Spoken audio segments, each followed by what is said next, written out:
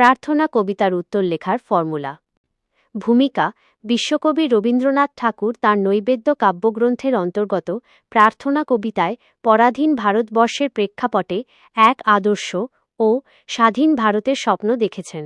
কবি এক এমন দেশের স্বপ্ন দেখেছেন যেখানে ভারতবাসী জড়তা কাটিয়ে এক মানবিক স্বর্গে জাগ্রত হবে। কবিতার প্রতিটি লাইনের ব্যাখ্যার সারমর্ম: ১.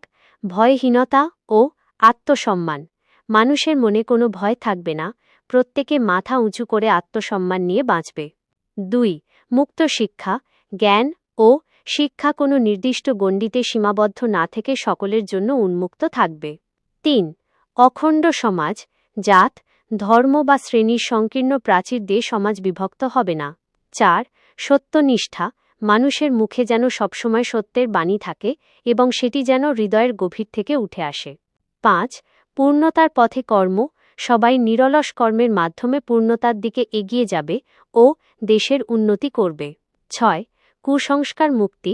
তুচ্ছ আচার আচরণ ও অন্ধ কুসংস্কার যেন মানুষের চিন্তা শক্তি ও বুদ্ধিকে মরুভূমির মতো গ্রাস করে না ফেলে।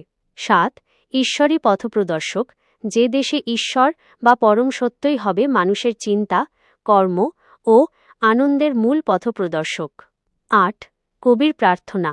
শেষে কবি ঈশ্বরের কাছে প্রার্থনা করেন যে প্রয়োজনে কঠোর আঘাত দিয়ে হলেও ঈশ্বর যেন ভারতকে সত্য, জ্ঞান ও কর্মে ভরা এক স্বর্গে জাগিয়ে তোলেন।